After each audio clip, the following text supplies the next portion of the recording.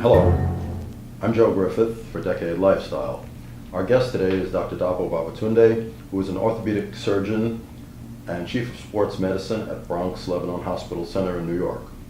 We're going to discuss some of the top fitness trends going into 2017 and how they can help people achieve their wellness and fitness goals. Welcome, Dr. Babatunde. Thank you. Thank you for having me. Tell us about your practice. What do you do and who do you treat? It's a great question, Joe. Orthopedic surgeons treat patients who have musculoskeletal problems. So problems with their body, such as their shoulder, their hip, or their knee.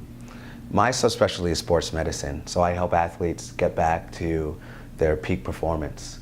And I use techniques we call arthroscopic surgery, and we use small incisions in a camera in order to see inside the joints and repair whatever is injured. So I think it's quite fitting today that we're talking about some of the top fitness trends. It's really important for people to stay fit and healthy in order to prevent these type of injuries. You treat everyone from kids on up, or? Yes, we do. So, an athlete is really anyone who wants to stay fit and healthy and enjoys activity. So I've treated patients who are in their early teens all the way up to 80s, if you can believe it. What kind of advice do you give people to avoid injury and stay fit? So I think that warming up is actually very important. So before partaking in any vigorous activity, you want to stretch and you want to basically escalate your activity up incrementally. So you don't want to just start your first exercise as a marathon. I think doing that, and I think some of the things that we're going to talk about today will also be good advice for people who are interested in getting back into shape. You have an interest in wellness and helping people become fit. One of the top fitness trends right now is wearable technology, such as heart rate monitors, pedometers, and fitness trackers. Sales of these products are expected to hit more than $4 billion this year. Why is that? Well, it's not a surprise. I think that technology has allowed us to more frequently monitor our progress.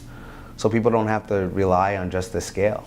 They can know immediately what their calorie expenditure for the day is and then adjust their program accordingly.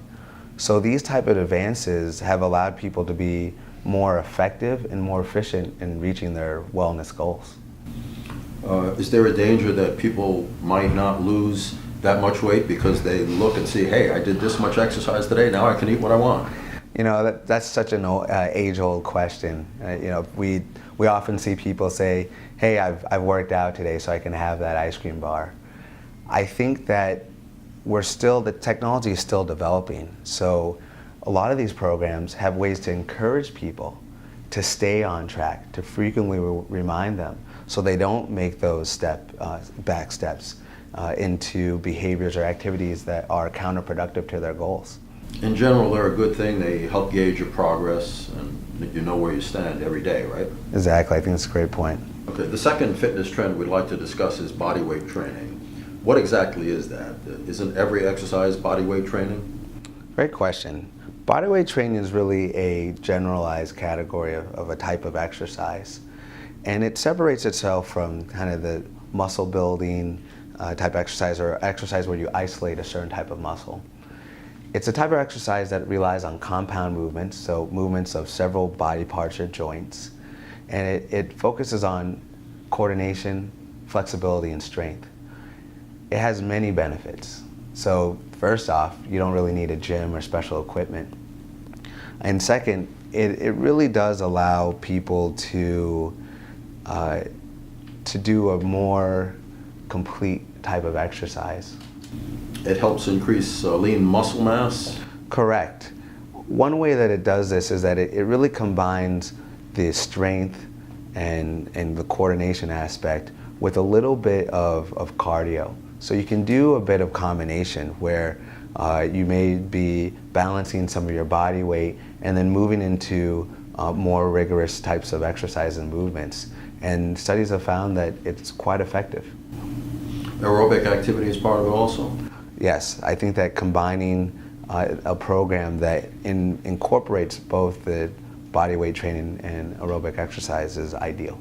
What about diet? What role does that play? Well, I think that any type of wellness plan without a plan for diet and control of what you're eating, that it's a balanced meal, is quite ineffective. So they really go hand in hand. If you go and exercise and do all these things without taking your diet, it won't work.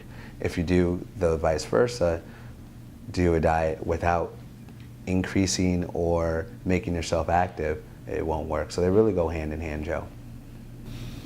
I've read that Americans lose 6 pounds of body mass, lean muscle mass rather, for each decade of life.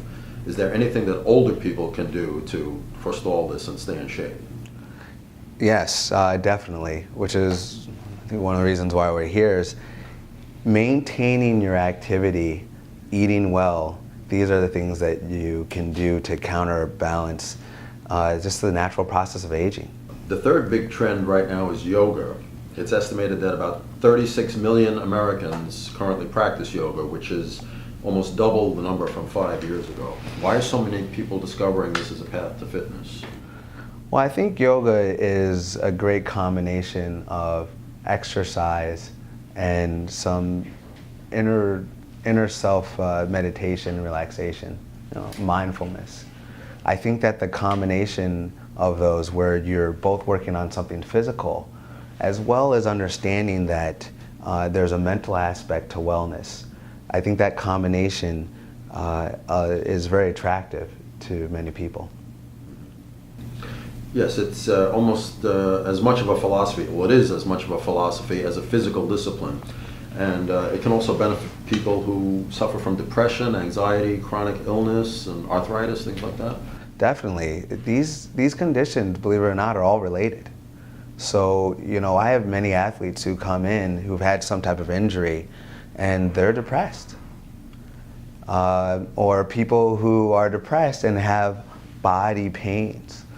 So I think that's one of the reasons why yoga is so effective, is that it can help attack both issues.